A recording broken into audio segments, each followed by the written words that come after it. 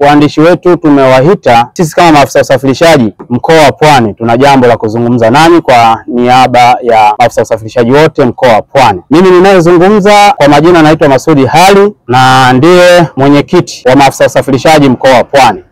Nipo na viongozi wenzangu ambao mnawaona, lakini tuko na baadhi ya madereva, niko na katibu, tuko na kiongozi kutoka Mkulanga, kuna viongozi wa wilaya, tuna viongozi pia, tulitakiwa kuwa na viongozi kutoka Chalinze na Bagamoyo, lakini kulingana na muda naona bado wako njiani.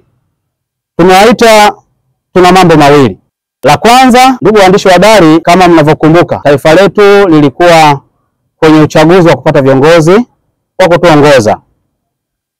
Ikumbukwe baada ya siku ya uchaguzi kuna vurugu ambazo zilitokea.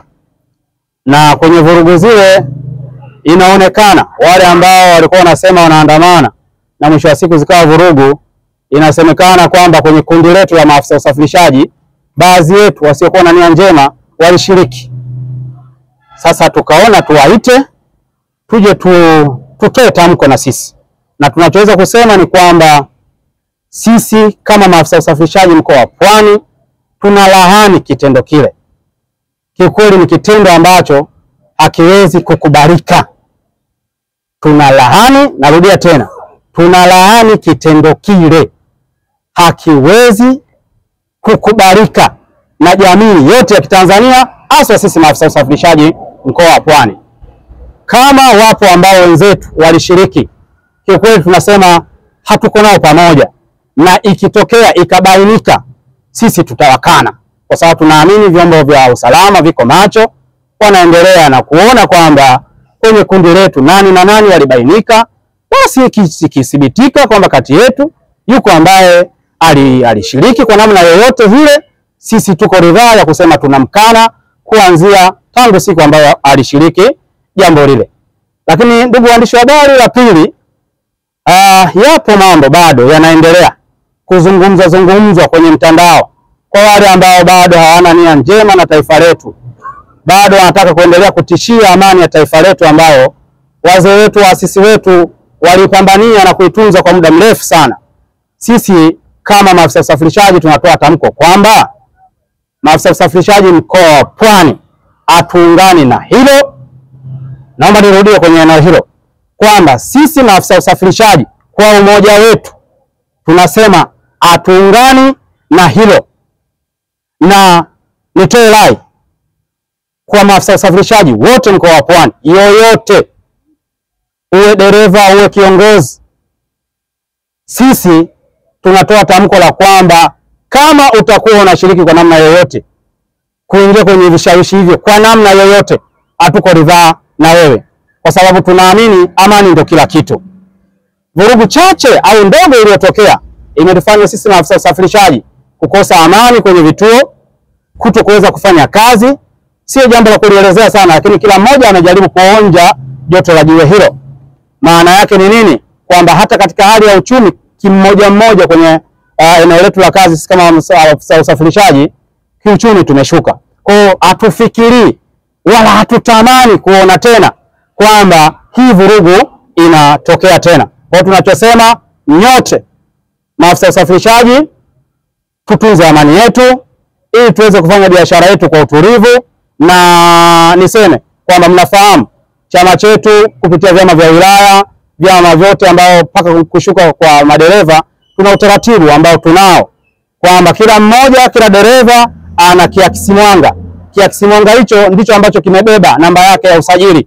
Kuanzia sasa hivi ninavyozungumza, basi wote viongozi wote simamieni hilo, kuhakikisha kila dereva anafuata utaratibu wa kuvaa kiakisimwanga kwa maana ya reflector, ambao tutaendelea kumtambua kwa namba, wakae katika vituo vyao wafanye kazi kama inavyotakiwa, na si kushawishiwa na ushawishi wa aina yoyote au viashiria vya aina yoyote vitakavyopelekea kuvuruga amani yetu ya taifa letu. Kwa majina naitwa Mwinchande Jumane Mungi, katibu wa chama cha wamiliki na wasafirishaji mkoa wa Pwani. Ndugu waandishi wa habari, konferensi hii kulaani yale yaliyotokea baada ya uchaguzi. Lakini pia mimi nirudi kwa maafisa usafirishaji wenzangu. Kundi letu linaonekana ni kundi ambalo linashiriki kwenye sehemu nyingi. Mwenyekiti alitoa wito kwamba sasa zile reflector ambazo zinavaliwa zirudie kuvaliwa, na yeyote atakayebainika katika hili basi uongozi wa sehemu husika uweze kumchukulia hatua kali, kwa sababu changamoto tunayoipata nyingine ni mtu anaweza kawa si afisa usafirishaji, anatumia pikipiki yake, lakini linapotokea jambo na yeye akashiriki, basi na jamii au serikali inaona kwamba hawa madereva wa bodaboda ndio wanashiriki kwenye hizi changamoto. Kwa hiyo binafsi niwaombe maafisa usafirishaji wenzangu, si Pwani tu, Tanzania nzima. Tumeona baada ya kutoka tangazo kwamba watu saa 12 wakae ndani na wasitoke kufanya mizunguko yao, tumeona ile adha jinsi ilivyokuwa, na sisi Tanzania hatuna hiyo huko na hatujazoea, ni watu wenye amani. Kwa hiyo niwaombe maafisa wenzangu wa usafirishaji, hakuna kitu muhimu kama amani, na amani, kama hakuna amani hakuna maendeleo. Kwa hiyo sasa, ndugu zangu maafisa usafirishaji wenzangu, niwaombe katika hili chonde, pendeni tukafanye kazi ya kutuingizia kipato na tusifanye kazi ya kuharibu amani ya taifa hili. Hii ni tunu ambayo tunatakiwa kuilinda kwa namna moja ama nyingine. Ahmed Kibanga, dereva wa bodaboda wilaya ya Kibaha. Endelee kusii sana madereva wenzangu, lakini pia vile vile kuna vitu vingi sana tumejifunza kwa wale ambao hawakushiriki maandamano yale, lakini pia wale walioshiriki maandamano yale, kwa sababu kwa wale ambao hawakushiriki kuna vitu vilivyowatokea wenzetu, wameshuhudia. Kuna wengine sasa hivi vilema, lakini wengine sasa hivi hatuko nao. Hii yote ni kutokana na kuvunjika kwa amani. Kwa hiyo nikiwa kama dereva, na madhara yake yaliyopatikana ni makubwa mno. Gharama za uendeshaji zilipanda kwa siku 3 tu, gharama za vyakula, mafuta na mengineyo. Jafari Saidi ni mkazi wa wilaya ya Mkuranga, pia ni afisa usafirishaji. Kwa pamoja nisema kwamba kweli tunalaani na hatutamani irudie hivyo. Sisi tunahitaji amani, lakini pia tunahitaji maendeleo, kwa sababu maendeleo na amani ndio vitu ambavyo vinaenda sambamba. Kwa hiyo nimuunge mkono mheshimiwa mwenyekiti, tuweze kushikamana kwa pamoja madereva wa usafirishaji, hususan tuseme kwamba nchi nzima tusiweze kuipoteza amani yetu.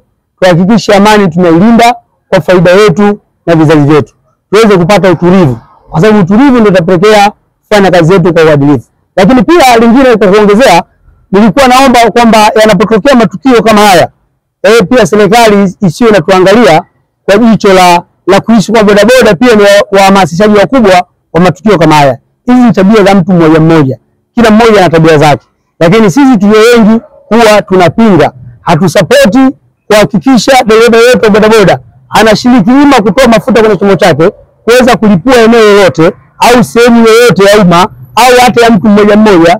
Hili kwetu sio sahihi. Tunapinga kwa pamoja na tunakubaliana kwa pamoja, utulivu ndio amani.